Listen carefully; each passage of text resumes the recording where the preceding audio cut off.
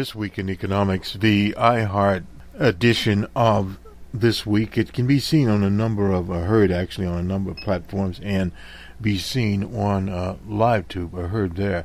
Just need to update it. We did this recording originally over the weekend. We'll update it with the latest news here for the 6th.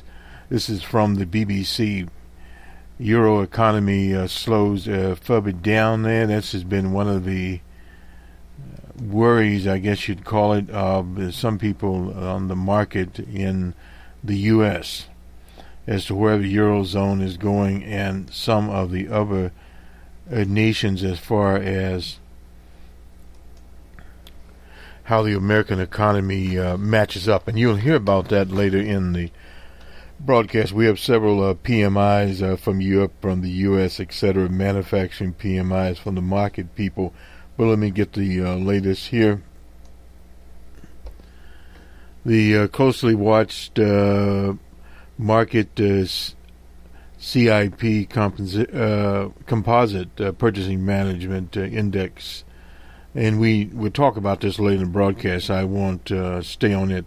Eurozone has seen 18 months of continuous, unabated, weak growth. Market says the latest PMI survey, which combines the results of individual surveys of construction, services, manufacturing, and industry, suggests the Eurozone grew by 1/10 of the last 3 months of 2014. Persistently low inflation since the start of last year has led consumers and businesses to hold off making purchases or making investments in expectations, but prices will continue to fall. Problems have been exacerbated since the summer by falling price of Brent crude that has fallen more than 50%. That is actually good in many places. The fear of deflation has led the European Central Bank to lower interest rates to 0.0 or not 5% and begin asset purchasing. This is sort of like in the U.S. quantitative easing. They've been injecting money in, has resisted taking the same action as central banks in the U.S., the U.K., the United Kingdom, and Japan buying government debt. Chris Williamson, he is at Market, has said the weakness of the latest PMI survey would add to calls for more aggressive central bank stimulus. Stimulus is something relatively new in Western modern capitalist economies. Capitalist economies like to save that they're dictated by markets. In fact, one of the leading progressives in the U.S. is Elizabeth Warren, a bankruptcy attorney, a former Harvard professor, was a member of the GOP because she felt they were better for markets. And then that's an interesting argument, a debate among economists from the middle, from the right, and from the left as to how to deal with modern day industrialization or industrial capitalism in terms of global economy and of local economies. Now, we're talking about the EU here and the European Central Bank, but many of the countries, let me get back to this. An anti-Greek austerity party, and that is an election coming up, incidentally, in Greece. Syriza is leading in the opinion polls there and has pledged to renegotiate the 240 billion euro bailout from the European Union International Monetary Fund.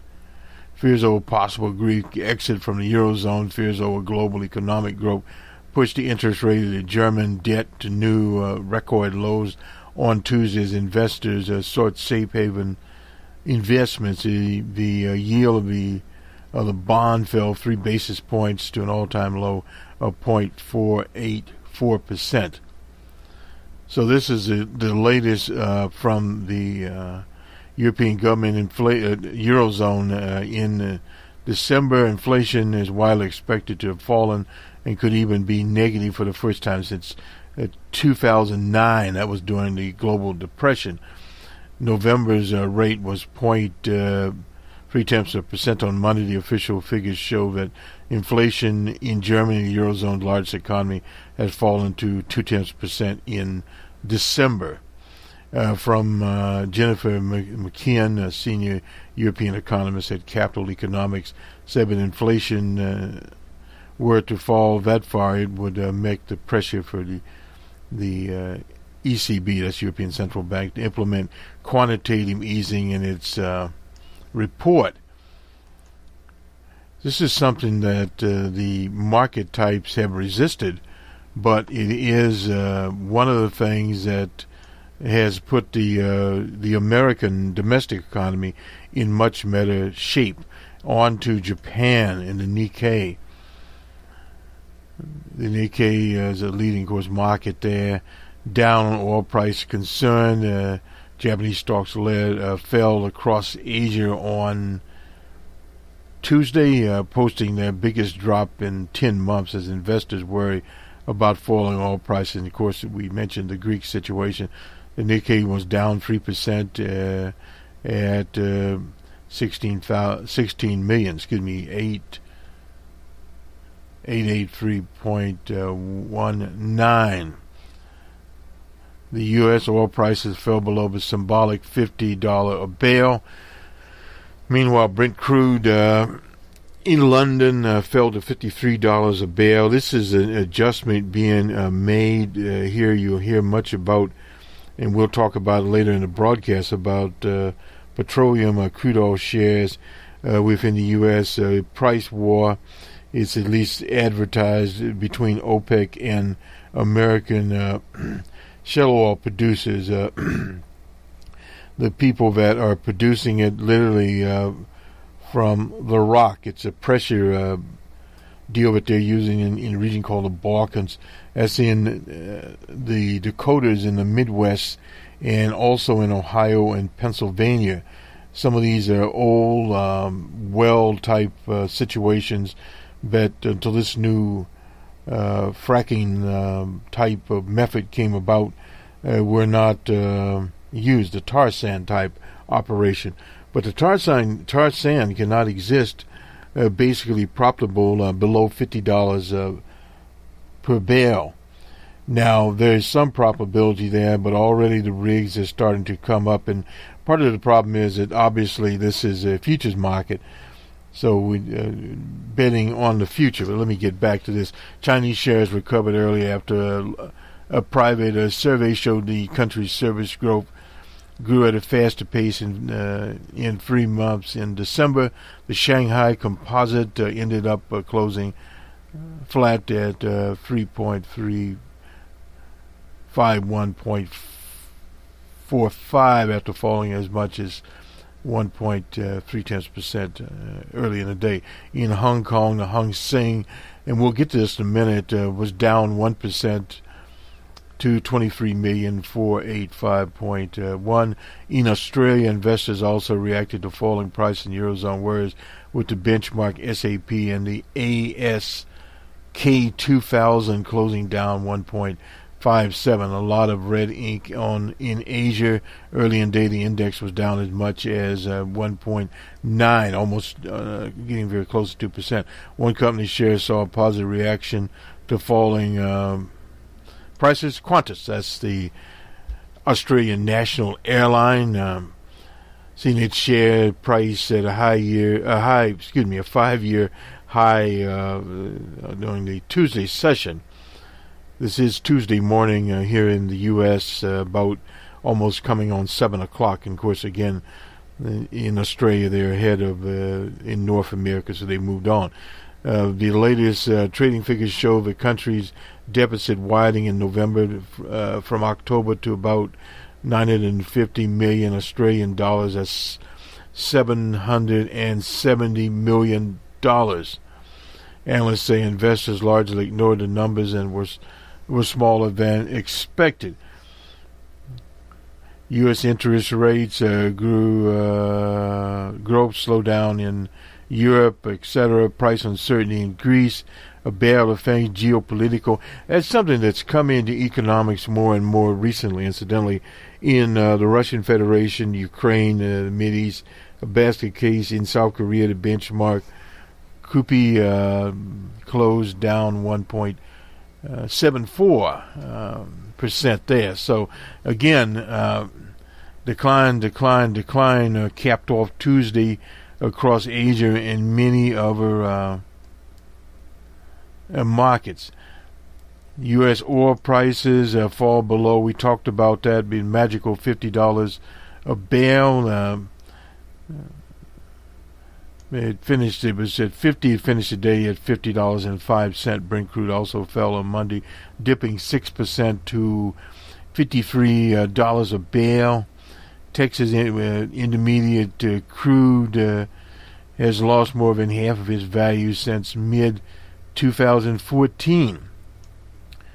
U.S. oil production has soared recently as fracking. We talked about that, a process of extracting oil from shale rock by interjecting fluid. That's the tar sand thing there. However, the increased production has come just as economies across the world, from Europe to China, had slowed their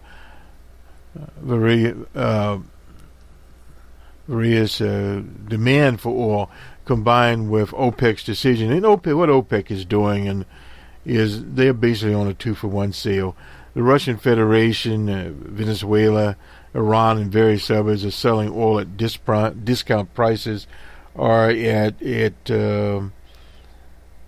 pricing set for the future. Say, for instance, it's now at $50 a barrel. They would guarantee you $80 or $70 a barrel for as many years as you want to sign the contract.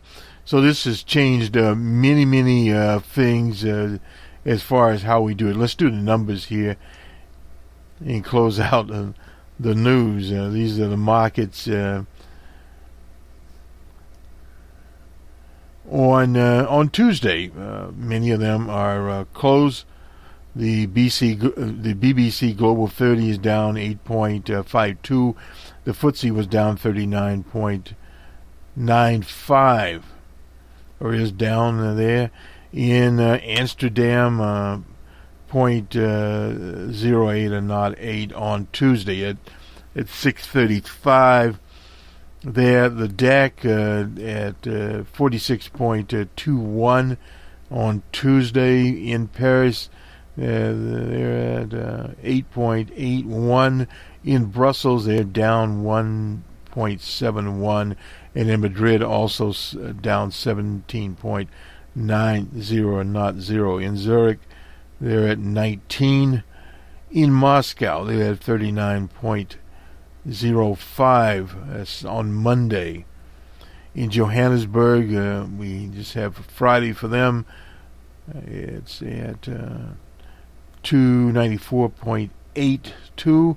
In Bombay, on Tuesday, down again, 54.86. In Karachi, 65.65. In Lahore, also down 15.21. In Colombo, 71.75. In Tehran on Tuesday, also down 761.10. In Sydney, down also on Tuesday, 83.32.